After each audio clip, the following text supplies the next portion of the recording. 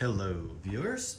Today we have a Black & Decker, I want to say vintage, I guess by definition of vintage, depending on your definition of vintage air compressor, or in this case, air station. The story behind this is, this has been in the family since new. And I want to say it was purchased maybe somewhere around 1989 or 1990. I was with my dad when he purchased it. We had some basketballs, footballs, and I think his concern was, if we get a flat tire in the car, there's a way to inflate it until you get it serviced.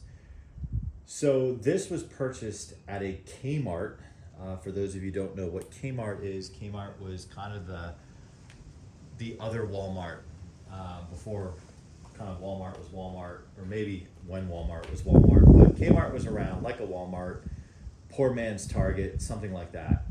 And you can buy this kind of stuff there. This, ironically, what I recall is it came with a free basketball, which was neat for me.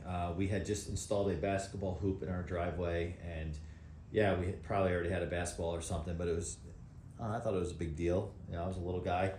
And this has kind of withstood the test of time. It's small and it's noisy, but and it really has its use cases. If you stick within its use case kind of limits, it works pretty well.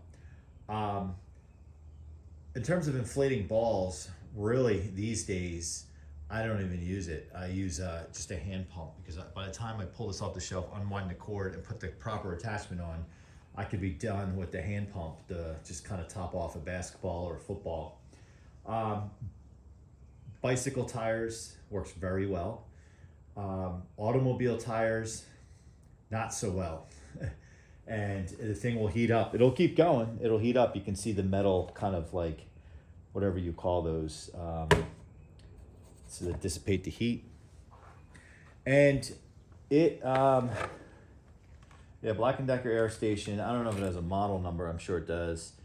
9527 Inflator Type 1, 120 volts, maximum rated 60 PSI. I did another video on a larger air station. I think that does 150 for comparison, if you saw that video. And looking for a model number here.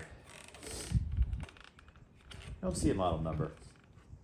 Underneath it has this like rubber piece here that's slid in there. And at one point I think I had a piece of tape over it to hold it in. There's an attachment for like a raft, which I've used before.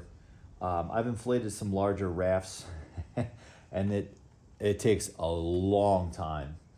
And also there's another little opening which you can't see. You can slide like a bicycle needle in there, or not a bicycle needle, like a ball, like a basketball or football needle in there. And I actually don't have one in there. I have on the workbench. I keep a little baggie with a bunch of them in there for the other air pumps. And this is the standard attachment. All these hoses are original. Well, the hose, I should say, is original. And the way it stores is the hose and the cord wrap on the bottom. You can see there was once 3 more of those. They just come out over time. And it works well. It's old, clearly old. It's got to be 34 years old now at least, and makes me feel really old. But it kind of kicked around all these years and just sits on the shelf, gets used several times a year for different applications. What I like about it is if I'm not around, the kids or whomever else can pull it down and kind of use it themselves. I think the big thing that was the deterrent, or really it's only my son that would use it, the deterrent for them using it is loud, and when you're a kid that's annoying or scary or whatever, but other than that it's really easy to use. So the switch is on the side here, and I guess the one thing I don't like about this, come to think of it, is I almost wish, and I understand the design, the compressor's over here with the hose and the electricity's over here, so of course the switch is going to be there. So a lot of times you can see how it's plugged in, and then if you're stretched out the other way and you have to reach, I know it sounds like not a big deal, it really isn't a big deal, and you're working over here with it because you have just enough slack from where it's plugged in to your bicycle or whatever else, and you have to like fumble around to the other side. Not so much a big deal on a bicycle, but with a ball, when it inflates really fast, you can't get to that switch fast enough without overinflating. So the gauge, I don't know how accurate it is. I don't know if these things drift over time, but when you're inflating a bicycle and a ball, it's usually by feel anyway. You're typically not reading the ball and, oh, we got to inflate it to exactly this. It does warn you about it gets hot. Yeah, it will get hot. So I'll turn it on. It's noisy. I'm not going to inflate anything because I don't have anything I need to inflate today.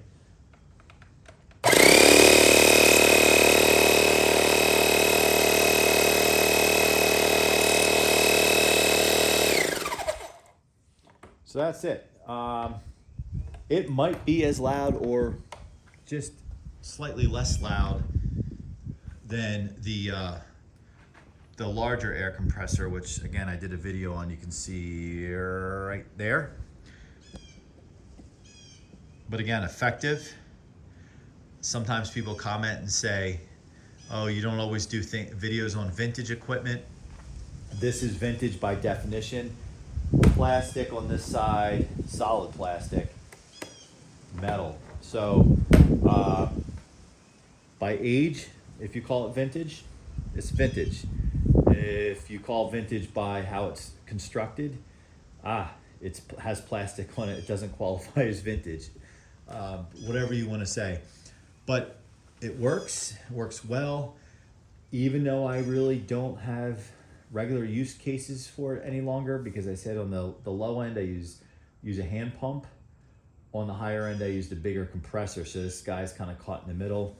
But it's not something I necessarily want to part with because it's been around for so long, and I was a young boy when we purchased it, so it's kind of more of a sentimental value thing. While I am a very sentimental person when it comes to things, and in some of my other videos I give backstories on a lot of the videos I'm doing, I usually don't like to hold on to stuff unless it's something I'm collecting.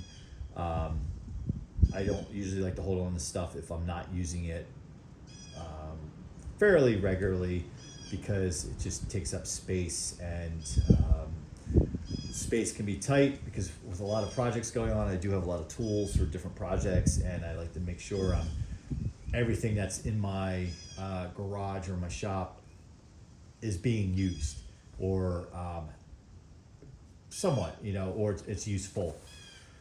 So, do you guys use compressors? Has anyone seen one like this before? Of course you use compressors if you have to inflate something.